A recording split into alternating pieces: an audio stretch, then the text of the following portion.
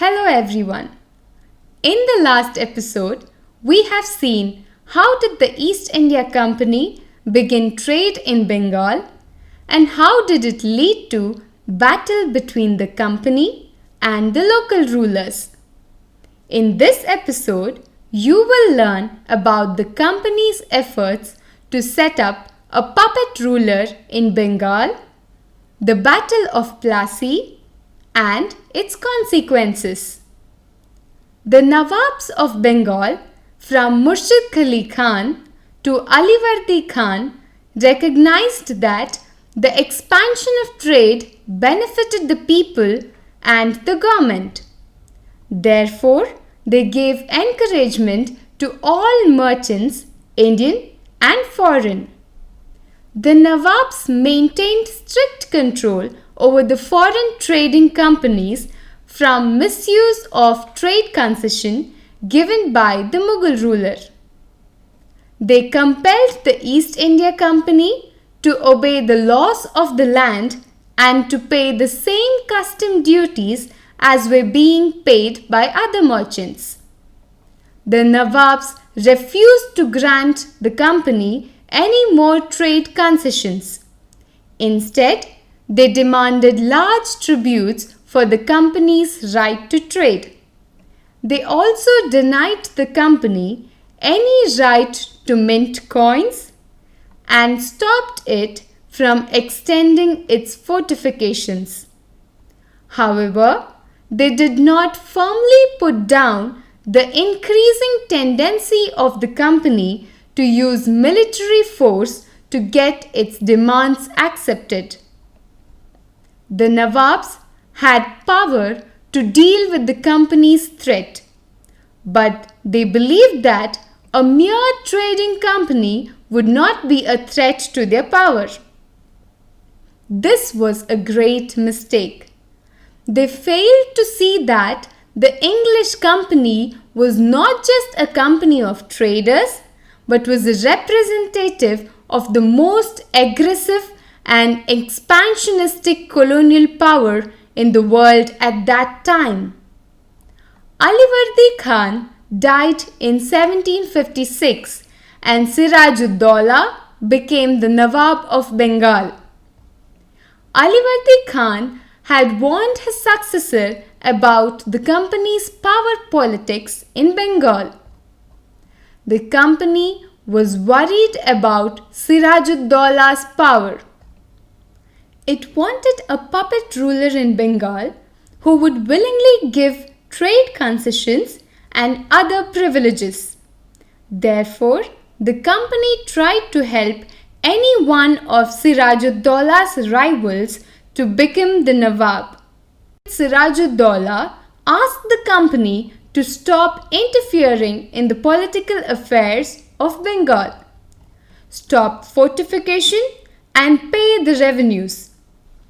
However, the company did not obey the Nawab's order.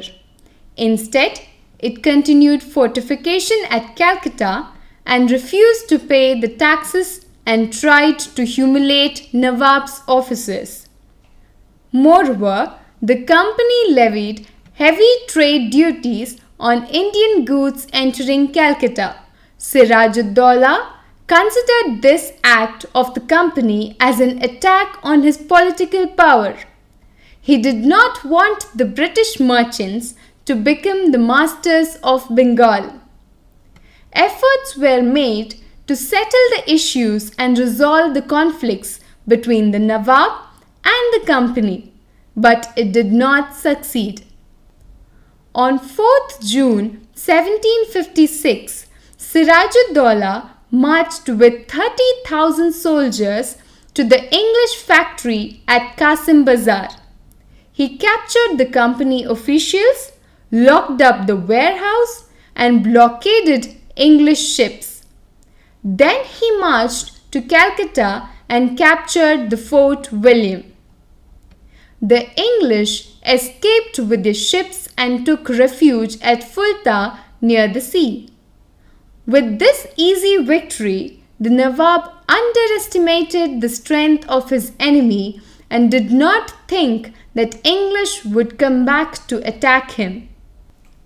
On hearing the news of the fall of Calcutta, the company officials in Madras sent a strong army and a naval force to Calcutta under Colonel Robert Clive and Admiral Watson. Prolonged negotiations with the Nawab followed but could not succeed. Finally, Robert Clive led to the company's army against Siraj-ud-Dawla at Plassey. The company recaptured Calcutta in 1757 and forced the Nawab to accept all the demands of the English. One of the major reasons for the defeat of Siraj-ud-Dawla was that the forces led by his commander Mir Jafar never fought the battle. Robert Clive had managed to secure his support by promising to make him the Nawab of Bengal after crushing Siraj-ud-Dawla. The Battle of Plassey has immense historical importance. It was the first major victory the company won in India. It helped the British to conquer Bengal and eventually whole India. What had happened after the Battle of Plassey? After the battle, Siraj-ud-Dawla was executed by Mir Jafar's son Miran. The English proclaimed Mir Jafar the Nawab of Bengal. The East India Company got undisputed right to free trade in Bengal, Bihar and Orissa. However, the company was still unwilling to take over the responsibility of administration. Its prime objective was expansion of trade. The company officials thought that trade could be expanded with the help of local rulers who would grant privileges to the British. Therefore, there was no need to take over the territories. But very soon the company realized that this was difficult to achieve because even the puppet Nawabs were not always helpful to the company. Then what did the company do? Did Mir Jafar refuse to help the company? He deposed and Mir Qasim was made the Nawab of Bengal. Mir Qasim wanted to get rid of the British from his territories. He formed an alliance with the Nawab of Awadh and Mughal Emperor Shah Alam II. But the British defeated the combined armies of the alliance in the Battle of Buxar in 1764. This gave the East India Company the control over the whole of Bengal. The company brought back Mir Jafar as the Nawab.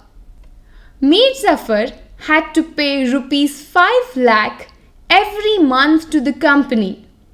But he could not pay this amount and satisfy the other demands of the company.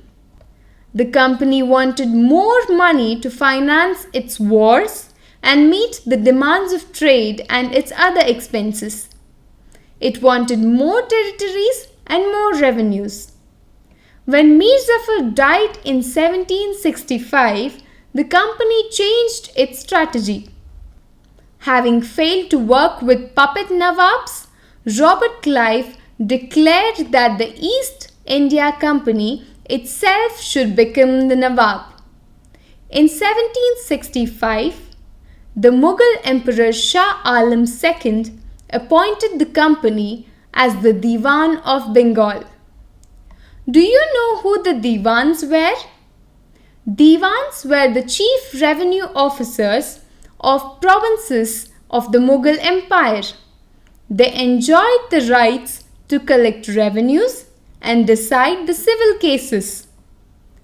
As the Diwan, the company secured the rights to collect revenues directly from Bihar, Bengal, and Orissa. The revenue collected from Bengal helped the company to finance its expenses and expand its trade in India. These revenues were used to purchase cotton and silk textiles in India, maintain the company troops, and meet the cost of building the fort and offices at Calcutta. Earlier, the company had to buy Indian goods with gold and silver imported from Britain. This was because at that time Britain had no goods to sell in India. The import of gold from Britain reduced after Battle of Plassey and completely stopped after the company became the Diwan. With Diwani rights, the company's control over Bengal was legalized, and the revenue of the three most prosperous provinces came under its command. Its army was in sole control of Bengal. The Nawab had to depend on the British for his internal and external security. With its right to nominate the deputy subedars or governors, the company could also control the police and judicial powers. Thus, by 1765, the East India Company became the real master of Bengal. Thank you.